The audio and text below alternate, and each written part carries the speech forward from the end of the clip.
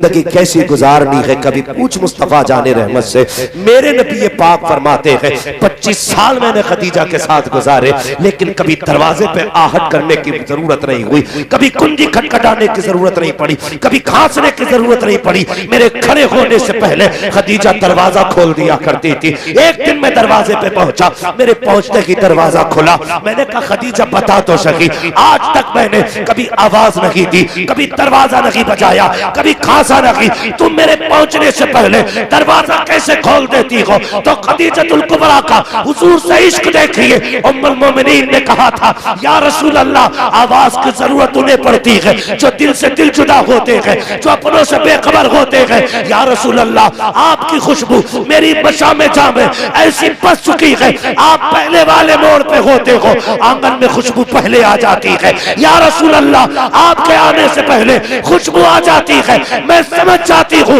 वो आ गया है जिसके पसीने से कायनात को मुअत्तर किया गया।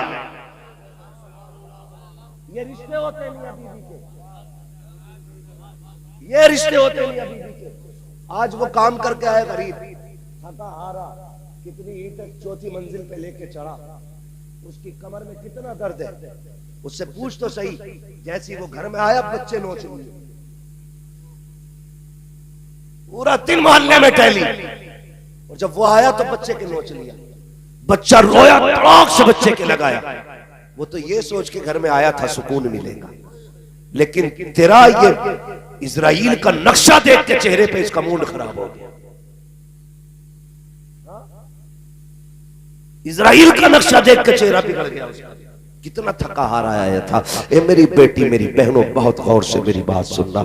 जब शौहर थक के आया करे, चेहरे बिगाड़ के न दिखाया करो। ये जो धूप में तप के आया है, ये तेरे लिए तपा है। ये जो लोगों की गालियां खा के आया है, तेरी वजह से आया है। इसने जो सुबह से शाम तक ईंटें ढोई है, इसलिए ढोई है ताकि तुझे किसी के आगे हाथ न फैलाना पड़े। तुझे क्या लगता है ये शौक पूरे करके आया है? प्यास इसे भी लगी थी, लेकिन इसने 20 रुपए की बोतल नहीं खरीदी। इसने टंकी या गड्ढे में पानी देख के प्यास बुझा ली ताकि ये 20 रुपए बचा करके अपनी बीवी की खुशी पूरी कर सको। जैसे इसने घर में कदम रखा, तूने इसकी मेहनतों पे पानी फेर दिया। ये जीते जी मर गया। जब तेरा बिगड़ा हुआ चेहरा देखा, क्या अच्छा होता तूने जिंदगी हुजूर से सीखी होती। एक दिन मेरे नबी घर तशरीफ लाए। उम्मुल मोमिनीन खदीजतुल कुबरा ने जैसे दरवाजा खोला, हुजूर के माथे पे खून के निशान थे। कहती है या रसूल अल्लाह, लगता है फिर कौम ने सताया है। हुजूर तशरीफ लाए हैं। खदीजतुल कुबरा बिस्तर पे आई, बैठ जाती है। एक पैर फैला है, दूसरा खड़ा है। सरकार बैठे हुए हैं। महबूब अलैहिस्सलाम के चेहरे पे देखा, कमजोरी के निशानात है, कमजोरी के आसार है, नकागत के आसार देखे बेकरार हो जाती है। महबूब लगता है सुबह से कुछ नहीं खाया। यह कहने के बाद आपने अपने पैर के पास से एक खजूर का प्याला उठाया, और उठाने के बाद एक खजूर उठाई, उसमें से महबूब के चेहरे की तरफ की। आका करीम ने कहा था खदीजा ठहर तो सही, ये बताओ बच्चियां कहाँ है? जब देखा मेरे नबी ने बच्चियां कहाँ है? खदीजतुल कुबरा ने कहा ये सो गई है। देखा बेटियों के चेहरे पे आंसुओं की वजह से लकीर बनी हुई है। कहते हैं आका, लगता है खदीजा मेरी बेटी रोते रोते सो गई है। जी या रसूल अल्लाह, भूख लगी थी बच्चों को, कुछ था भी नहीं, इसलिए रोते रोते सो गई। मेरे नबी की आंख में आंसू आ गए। खदीजा ये खजूर मेरी बेटियों को क्यों नहीं खिलाई? उठा के इनको खिला दिया होता। अब रिश्ता देखनी बीवी का। हजरत खदीजतुल कुबरा कहती है या रसूल अल्लाह, बात यह है कि भूख बच्चियों की अपनी जगह है, लेकिन आपकी भूख देखा नहीं जाती है। आप खाइए तो सही। मेरे नबी के मुंह में जब चंद खजूरें आई, उसके बाद हुजूर ने अपनी बीवी का हाथ पकड़ा, और पकड़ने के बाद कहा था खदीजा मैं तो खा चुका हूं, अब तुम बताओ तुमने कब से नहीं खाया है? तुम्हारा चेहरा उतरा हुआ है, लगता है तुम्हारा भी कई वक्त का फाका है। तब हजरत खदीजा ने पूरी दुनिया की औरतों को यह बबाग तोहल बताया था, मेरी जिंदगी देखो, और कहा था या रसूल अल्लाह, अगर भूख की वजह से हमें कुछ हो गया तो सिर्फ हमारा नुकसान होगा। फातिमा को कुछ हो गया तो हमारा नुकसान होगा। आका अगर आपको कुछ हो गया पूरी कायनात का नुकसान हो जाएगा। या रसूल अल्लाह, मेरी जैसी तो हजारों आ सकती है, लेकिन तेरे जैसा कयामत तक नहीं आ सकता। बाद आपको ये कहना ना पड़े मुसीबत हो गई, तो पढ़िए और आगे बढ़िए। और वो माँ बाप जो सिर्फ ये नजरिया रखते हैं कि सिर्फ कुत्ता बिल्ली में पैसा है, मैं चैलेंज करता हूं, किसी आईएएस आईपीएस की इतनी सैलरी नहीं है जितनी इस लाइन के बाद उलमा की इनकम।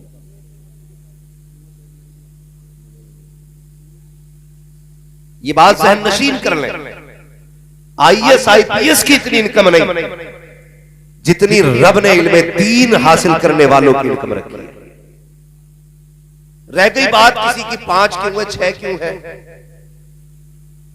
तो पहली बात हम समझ लें, तनकीदी दुनिया है, तनकीदी मिजाज है। मैं चूंकि एक दीवाना मिजाज आदमी, फतवे कमरे में लगाना करके वहां बात होगी, लेकिन कह जाऊं हम हुजूर की उम्मत में हैं, हम हुजूर की उम्मत में हैं। रब ने 50 दी थी, हुजूर ने 5 हम तक पहुंचाई, 45 माफ करा दी। रब ने कहा महबूब परेशान क्यों होता है, मैं 5 के आगे एक 0 और लगा के 50 का सवाब दे दूंगा। तो जिन लोगों की 5000 तनख्वाह है ना, अल्लाह उनके 5000 में 50,000 की बरकत अता फरमाया करता है। ये भी है, मैंने 80,000 रुपए लेने वाले टीचरों को हाथ फैलाते देखा, लेकिन 5,000 लेने वाले इमाम को हाथ फैलाते नहीं देखा। इसलिए कि उसके गुजारे सिर्फ रकम से नहीं होते, उसके घर के गुजारे मदीने वाले के करम से हुआ करते हैं। तो ये तो जहन से निकाल दीजिए कि सुकून सिर्फ कुत्ता बिल्ली, इसे भी पढ़िए, वरना वही पैरासीटामोल जो 75 पैसे की आती है, वही कालपोल, ये सारी टेबलेटें उल्लू बना के 75 रुपए में एक दी जा रही है, और पूरा देश गधा बना खड़ा है। कोई इस बात पर ऑब्जेक्शन इसलिए नहीं उठाता कि वो टैक्स ले रहा है, उसे तो मिल रहा है ना सिग्नेचर का पैसा, जाता किसका है, गरीब का। अगर आप पढ़ जाएंगे ना तो जरूरी नहीं है कि आप महंगी कंपनी की दवा लें, आप साल्ट देख के 1.5 रुपए की टेबलेट में भी काम चला सकते हैं। इसलिए तालीम बहुत जरूरी है। पढ़ेंगे इंशाअल्लाह, शादी करेंगे इंशाअल्लाह, माशाअल्लाह, अल्लाह सलामत रखे। ये शादीशुदा लोग बोल गए इंशाअल्लाह। मेरा सवाल तो उन लोगों से था जिनकी नहीं हुई, ठीक है जी, और जो शादीशुदा बोले वो भी गलत है। अल्लाह सलामत रखे सारे लोगों को। मैं बस कुछ चंद बातें आपसे कर लूं, सुने जरा तवज्जो से। तवज्जो है सारे लोगों को, जरा कह दें या रसूल अल्लाह। बहुत आसान होता है सेहरे की तैयारियां करना, बहुत आसान होता है दुल्हा बनना, और उससे भी कहीं आसान होता है कबूल कबूल कबूल कहना। ये सबसे आसान है, लेकिन सबसे मुश्किल होता है निकाह के बाद की जिंदगी में अपनों के एतमाद पर बाकी रहना। आप गौर कीजिएगा, अल्लाह ना करे ऐसा हो किसी के साथ। फर्ज कर लें नातिक भाई कल दूल्हा बने, परसों दुल्हन आ जाए, मदरसे की 17 साल की तालीम एक पल्ले में रखी जाए, बीवी की एक रात की तालीम एक पल्ले में। गौर करें मेरी बात को, मैं कुछ कहना चाहता हूं। अगले दिन नातिक भाई उठे सो करके, और उठ करके सीधा दुकान पे जाए, बीवी के लिए स्पेशल नाश्ता लेकर के आए। बाकी लोग इनका मुंह देखते रहे, जबकि बीवी से ज्यादा खुशी तुम्हारे सेहरे की तुम्हारी मां को थी। तुम्हारे नए जोड़े पर तुम्हारा बाप कुर्बान जा रहा था। जितनी देर तुम चारपाई पे बैठे रहे, बहनें नजरें उतारती रही। बताओ इनसे ज्यादा प्यार करने वाला कौन था? लेकिन वो एक रात की गुट्टी क्या थी जिसने सुबह होते होते तोते की तरह नजरें फेर दी। मैं सिर्फ एक बात आपसे कहना चाहता हूं, खुदारा कोशिश ये करना, वो लोग जो तेरे सेहरे से पहले बेहद खुश थे, जिसने तेरे पैदा होने से पहले तेरी पैदाइश की दुआएं मांगी थी, जिसने पैदा होने के बाद तुझे औलाद की तरह पाला था, जिसने जवानी की दहलीज पे कदम रखते रखते तेरी सेहरे की दुआएं मांगी थी, इधर 25 साल का लंबा इंतजार है, जो ये कहता रहा मालिक मेरे बेटे को इतनी जवानी दे, मैं इसके सर पे सेहरा देख सकूं। वो माँ जो रातों को उठ के कहती रही मालिक ऐसी दुल्हन देना जिसके कदमों से घर में बहारें आ जाए। वो बहन जो अपने भाई को देख के कहती थी कि नहीं भाई दुल्हन तेरी होगी मर्जी मेरी होगी। ये हक था उनका, ये चाहत थी उनकी, हो गई है ना, ये चाहत थी उनकी, ये ख्वाहिश थी उनकी। लेकिन हुआ क्या यार, जब तू घर से चला था माँ की आंख में खुशी के आंसू थे, बहन आंचल उठा के दुआ कर रही थी मालिक खैर से वापस लाना। जब तू पलट के आया 8 दिन क्या गुजरे, तेरी जिंदगी की पूरी किताब बदल के रख गई, पूरी किताब बदल गई। जिसने जिंदगी भर तेरे लिए सेहरे की दुआएं मांगी, आज उनसे चेहरा फेर के चलता है। मां से कहता मां तेरे लहजे बदल गए। होश में रहना, मां कभी भी बहू से नहीं लड़ती है। अहले इल्म तवज्जो करे, और आप भी अगर समझ में आए तो बात समझ ले मेरी, मैं जो कहने लगा हूं, कभी भी मां की लड़ाई किसी बहू से नहीं होगी। कोई कहते तो अलग बात है कि बहू से मां लड़ी है, लेकिन होती नहीं है। मां की लड़ाई हमेशा एक मां से होती है। वो आपकी बीवी से इसलिए गुस्सा होती है, वो ये चाहती है जितना मैं अपने बेटे का ख्याल रखती थी तू मेरे बेटे का उतना ख्याल क्यों नहीं रखती। इसलिए मां नाराज होती है बहू से, इसलिए नहीं कि तू उसकी शरीक हयात है, इसलिए नहीं कि तू उसके घर में आ गई और पगली तुझे लाने की दुआएं यही मां करती रही। तेरे घर में आने के लिए इसी ने लंबे सजदे किए थे, आज तो इसके लिए बुरी क्यों हो गई।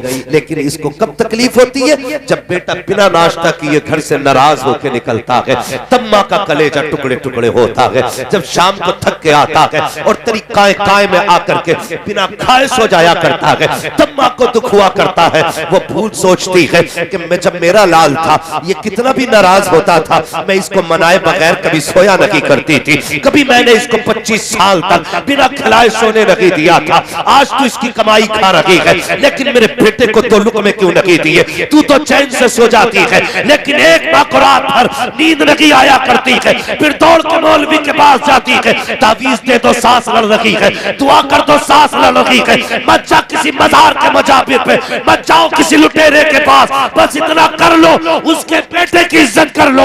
खुदा की कसम तावीज जितना असर नहीं करेगा जितने बेटे की मुस्कुराहट तेरे घर में खुशियां ले आए। सुभान अल्लाह। लेकिन हम वो बेवकूफ कौम है जो असलियत की तरफ जाते ही नहीं, जड़ की तरफ हम नहीं जाते। अल्लाह आपकी शादी जल्दी कराए। हाँ, हम असल की तरफ बढ़ते ही नहीं, हम जिम्मेदार मां को ठहरा देते हैं। खुदारा मेहरबानी करे, घरों के हालात बेहतर करें, घरों के हालात बेहतर करें। और बेटों से भी गुजारिश है, आप भी थोड़ा सा लिमिट में रहा करें, आप भी लिमिट में रहा करें। मैं ये नहीं कहता कि किसी की बेटी को घर से निकाल मत निकालो यार, वो सब कुछ तुम्हारे लिए छोड़ के आ रहे हैं, सब कुछ।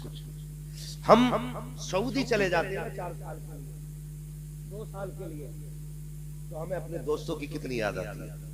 फिर बेटियों का तो अजीब मुकद्दर है, जिंदगी भर के लिए बाप की दहलीज छोड़ देती है, सिर्फ तुम्हारे लिए ना, और तुम यहाँ के उनका कुत्ता बिल्ली बनाओ, तो फिर गैरत आनी चाहिए। मैं ये भी नहीं कहता किसी पे सितम करो, और मैं ये भी नहीं कहता माँ बाप को नजरअंदाज करो। खुदारा ये अल्लाह करे सब सेहरे पहने, लेकिन सेहरे का मतलब ये नहीं हो जाता है माँ बाप से दीवार खड़ी कर ली जाए। सेहरे का मतलब ये नहीं हो जाता है कि अपनों को छोड़ दिया जाए। सेहरे का मतलब ये नहीं होता है कि बस अपना अपना कर लिया जाए। खुदा की कसम कभी सोचो तो सही। मैं अक्सर ये बात कहता हूं, तकलीफ होती है। आज कचहरियों में जाके देखो, अपनों के तमंचे अपनों के गालों पर, अपनों की गोली अपनों के सीनों पर।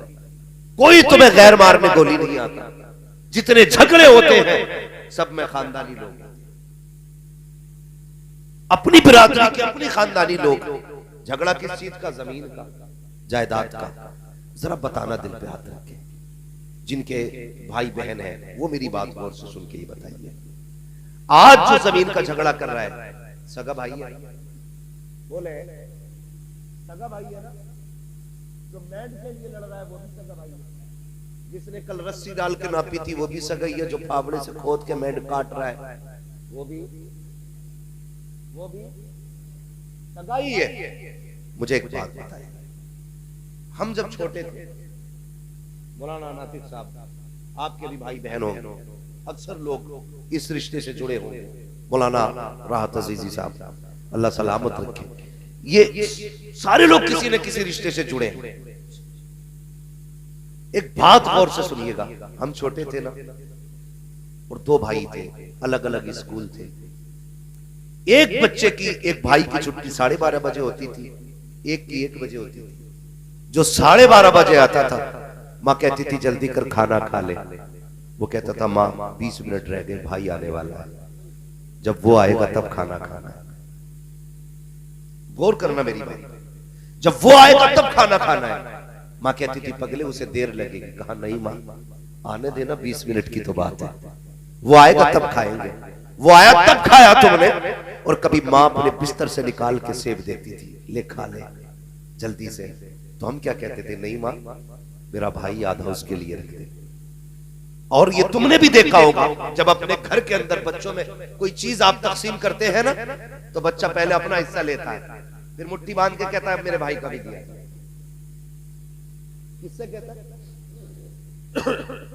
अपने बाप से कहता है बेटा कि ये तो मेरा है, भाई का भी दो। वो किधर है? कहा वो बाहर खेल रहा है। बता तो सही, जब तू छोटा था उसके हिस्से की चीज की तुझे फिक्र रहती थी, उसके बगैर तू खाता नहीं था।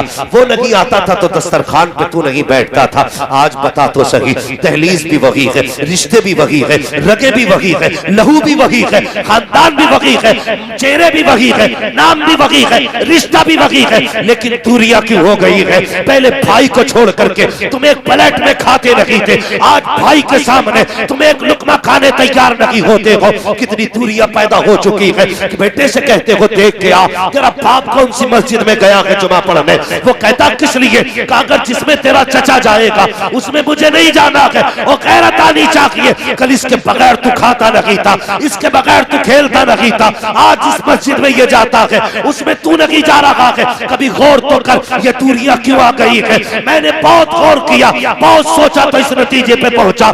जब हम छोटे थे तो हम पैसे को नहीं जानते थे, दौलत को नहीं समझते थे, लेकिन रिश्तों को समझा करते थे। हम नहीं जानते थे 1 लाख क्या होता है, लेकिन ये जानते हैं भाई क्या होता है। जब हम छोटे थे हमें नहीं पता था ये 3 बीघे जमीन क्या होती है, लेकिन हम जानते थे बहन क्या चीज होती है। जब हम छोटे थे हमें ये नहीं पता था बैंक का अकाउंट किधर से खुलता है, लेकिन जब हम छोटे थे ये जानते थे भाई स्कूल से कब आता है, उसके साथ क्या करना है। ये सारी प्लानिंग हमें आती थी। ये दूरियां किस लिए हो गई? जब से पैसे गिनने आ गए दूरियां होनी शुरू हो गई। जब से जमीन की पहचान हो गई दूरियां होनी हो गई शुरू। जब से पैसों की तादाद बढ़ी अपनों के रिश्ते टूट गए। मैं इस नतीजे पे पहुंचा, जब तक दिल के अंदर दौलत लगी थी रिश्ते थे, जब से दौलत आई है दिलों से रिश्ते निकल गए हैं। तुम्हें खुदा का वास्ता किसी भी दौलत को रिश्तों के मुकाबले में मत लाना, इसलिए कि दौलत मेहनत से मिल जाती है, रिश्ते खुदा की कसम नसीबों से मिला कर। बेशक। नारे तकबीर, नारे रिसालत, नारे हैदरी, मसलके आला हजरत अल्लामा मुफ्ती हम्माद साहिब क़िबला।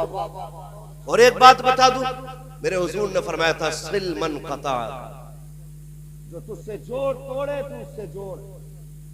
अगर मौलवी अपने कमीने रिश्तेदार से भी मिलता है ना, कमजोर नहीं है, ये तो झुक गया नबी का फरमान सुन के। हाँ, ये झुक गया हुजूर के फरमान की वजह से। ये हमें करना है। जो तुमसे दूर जा रहा है, लोग कहते हैं तू हमसे 5 कदम हटेगा हम 50 हटेंगे। ये कौन सी तारीफ की बात हुई भाई? तो उससे बड़ा कमीना निकला। तू तो ये कह तू 10 कदम हटेगा मैं 5 कदम और तेरी तरफ बढ़ूंगा। ये है असल इस्लाम। लेकिन हमारी जिंदगी तो हम 6 उम्रे करिए, 3 हज करिए, लेकिन आज तक कमीनापन हमारे अंदर